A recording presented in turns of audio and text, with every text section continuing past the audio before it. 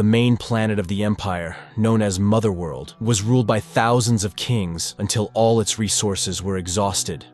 Then, the armies set off into space, conquering new planets in their path. However, traitors killed the king and queen, leading some of the conquered planets to contemplate a revolution. Senator Belisarius seized the opportunity and took power. To find and crush the rebels, he sent punitive squads under the command of the android Admiral Atticus Noble. Meanwhile, on the distant planet of Velt, farmer Gunnar arrives at the field where Cora is working. It's evening, and the villagers have gathered for dinner in honor of a hunter who managed to catch a snow moose. The girl finishes her work and joins the communal table. People around are merry, and the hunter glances at the girl, hoping she will reciprocate his feelings. Cora also likes Gunnar, but the beauty behaves neutrally. In the evening, she returns to the house she shares with an elderly farmer who once found her among the wreckage of a spaceship and now considers her his daughter. The old man wants her to marry, have children, and become a full member of the community. But Cora feels she doesn't deserve such happiness because she is a child of war. The next day, Cora sees a huge spaceship in the sky above the village and rushes to warn the inhabitants. The villagers fear the Imperials, as one of them, Gunnar, has been selling surplus crops to the rebels. If the military finds out, it will spell trouble, but the village leader decides to meet the uninvited guests and see what they want. Admiral Atticus and his men land, demanding to buy grain to replenish their food supplies while hunting a group of rebels. The man tries to deceive the admiral, saying they have no extra grain, and Atticus kills him in front of the whole village. He then orders Gunnar to collect all the harvest for him within 9 weeks. Atticus leaves, leaving a dozen of his soldiers in the village. The sergeant starts by ordering the eviction of the occupants from the largest stone house. The soldiers begin unpacking their luggage. It turns out that one of the crates contains the last representative of the mechanical knight race of the slain king, the robot Jimmy. Private Eris greets him and asks for help with moving the cargo. Meanwhile, one of the soldiers notices a village girl, young Sam, but limits himself to a compliment, especially since there is a more interesting object, as Jimmy is a rarity. After the king's murder, the Iron Knights no longer fight. To prove this, a soldier opens fire on the robot, showing how it silently accepts undeserved punishment. Aris defends the robot and almost becomes a victim himself, but the sergeant stops this and sends robot Jimmy to the river to wash off the dirt. There, Sam finds him. She sympathizes with the robot and sits next to him. The king had a daughter, Princess Isa, who had a rare gift of healing and resurrection. The king's subjects hoped she would usher in a new era of mercy in the universe, but, alas, the girl was killed along with her family during her coronation. That's when the Iron Knights refused to fight. Sam assures him that it is he who still possesses compassion and gives him a wreath of flowers. Meanwhile, the villagers decide what to do next. Many blame Gunnar, and he, in his defense, reminds them that they are farmers. It's not in the soldiers' interest to kill them, as then no one will be able to feed them. After hearing this conversation, Cora rushes home and starts packing to leave. Her adoptive father tries to stop her, saying they can still fight, but the girl knows the Empire's ways too well. The soldiers grab Sam and drag her to the communal house, intending to have fun with the girl. Only young soldier Aris stands up for her, for which he is immediately punished by his comrades. Seeing this, Cora rushes into the house. She asks the soldiers to stop, but seeing her, they decide that tonight they will have 2 beauties. Realizing that she can't resolve the issue peacefully, Cora engages in combat, killing all the soldiers except Aris, who sides with her. But the sergeant manages to grab Sam and demands Cora to lay down her weapons when Jimmy enters. The robot assesses the situation, picks up a weapon, and shoots the sergeant, freeing the girl. The arriving villagers understand that they now have only one option: to fight against the Empire. The next day, Cora sets out to find General Titus, who has raised his forces against the king's killers. She hopes for his help and asks Gunnar to show her the man through whom he sold grain to the rebels. The farmer goes with her. During the night, they stop to rest, and Cora tells Gunnar that once Motherworld soldiers landed on her planet and killed its inhabitants. Belisarius himself commanded the executioners and for some reason spared 9-year-old Cora, taking her on his ship, where the girl grew up and became a warrior of Motherworld's best troops.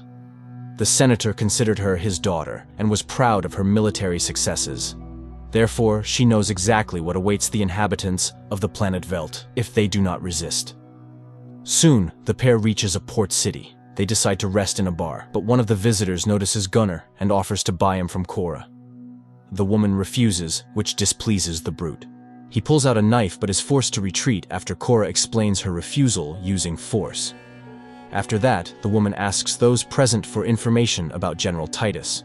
Only one alien being responds, communicating with the outside world through a symbiosis with a captured human.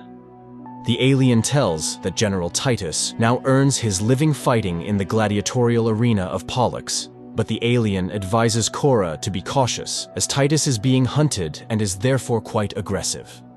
At that moment, the man offended by Cora enters the bar, accompanied by 2 accomplices. Now, he is confident in his victory, and when Cora gives them a last chance to leave, he orders them to kill her.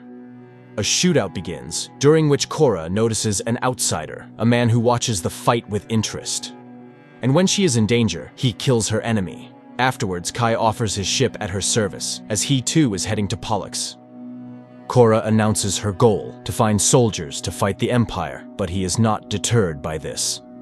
Soon, the ship takes off, but then Kai admits that they first need to stop at the small planet frontier, as he has business there.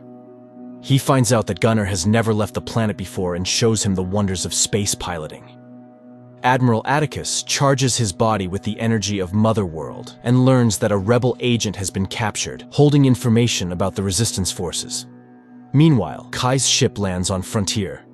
The owner of the local ranch keeps a boy named Tarek chained, whom Kai wanted to offer to Cora's team. The owner sets a condition for release. Tarek must tame a raging griffin in the pen. Looking at the creature, Tarek agrees. He orders the griffin to be released and begins to speak to it almost exactly like King Alexander the Great with his horse Bucephalus. Unexpectedly, the griffin listens to his words, allowing the man to jump on its back. The griffin takes flight. Several times Tarek comes close to death but manages to hold on. Once the griffin throws him off, but he jumps back on its back, after which the proud creature calms down and carries the boy back to the ranch. Cora is thrilled with his skill and happy to have such an ally. The owner has to keep his word and release Tarek. The ship flies to the planet of cobalt mines, Dagos, where the talented fencer Nemesis lives. But at that moment, she learns that a child of one of the workers has been captured by a spider-like representative of the planet's nearly exterminated indigenous population. Her children were killed, and now she is taking revenge on humans. Nemesis tries to persuade her to release the child, and when she realizes that this will not work, she engages in battle. Cora and her team watch the virtuoso fencer with admiration. A moment comes when the Spider-Woman releases the child. Gunnar rushes to the girl and takes her away despite the danger. Nemesis kills the creature, but does not take pride in the victory, as humans are to blame for everything. She joins Cora's team, and the ship sets course for the planet Pollux. Cora praises Gunnar for his deed and confesses that she was Princess Isa's bodyguard and saw how she revived birds. And now, she feels guilty for the death of the special girl on whom so many hopes were pinned. Soon the ship lands on the planet Pollux, and the team heads to the gladiatorial arena, where Cora recognizes the legendary General Titus as a drunken tramp. The men take him to a bathhouse, where the general is cleaned and revived. He doesn't want to remember his past, as he doomed his soldiers. Cora offers him a chance for revenge. This reminds the man of who he is. Meanwhile, the captured rebel agent is brought to Admiral Atticus, who confesses that the resistance forces are based on the planet Sharan, under King Levitica. Atticus kills the man and orders a flight to Sharan. At the same time, Kai's ship lands on Sharan, where they are greeted by King Levitica himself. Cora thanks him for his hospitality and help. Soon, rebel ships commanded by siblings Darayan and Devra arrive. Devra is hostile, realizing the weakness of her people against Admiral Atticus's ship. But learning about what happened on Velt, the rebels accept Cora's proposal. After this, Kai agrees to fight alongside her, but first, he needs to deliver cargo to a trading post. Kai takes the group to the trading post and asks for help unloading the crates. The team unloads them, but suddenly the crates open and turn into devices for immobilizing people. All team members are trapped except Gunnar. It turns out that Kai is a bounty hunter and initially intended to betray them for a reward. He is ecstatic about the catch, as each of them is worth their weight in gold. But Cora herself outweighs all, as the entire universe is searching for her. Atticus's ship docks at the base, and the Admiral hurries to the pier. Seeing who Kai has prepared for him, he walks past the prisoners and stops near Gunnar, whom he did not expect to see in the team. Kai hands a device, a syringe, to the farmer, which injects a sedative into the detainee's head and orders him to start with Cora. Gunnar approaches her with the syringe, apologizes to the girl, and, swiftly removing her collar, plunges the syringe into Kai's head. Cora disarms the nearby soldier and opens fire. As she engages in the shootout, Gunnar frees the others, and they join the fight. Suddenly, Darien sees Admiral Atticus's flagship opening fire on the Resistance ships. Realizing his people are about to perish, the Resistance leader rushes to the pier and reaches the ship's cockpit. He jumps onto it and, breaking the glass, kills the pilot, but he dies from the pilot's shot. The ship loses control and falls into the abyss, while Atticus remains on a small platform. Cora runs to him and challenges him to a fight. They battle fiercely, but eventually, Cora wins and throws the Admiral down, facing certain death. Time later, the surviving warriors return together to the planet Velt, while Atticus is picked up by Imperial medics and restored in the artificial womb of Motherworld. In this scene, it is revealed that Atticus is an android. He then appears before Emperor Belisarius and reports that he has found Cora. The ruler demands that the Admiral suppress the rebellion and bring his daughter to him so he can execute her himself. The film is very reminiscent of Star Wars. Many bright, fantastic locations populated by different creatures, excellent costumes, makeup, and special effects. Just right for those who love action-packed science fiction.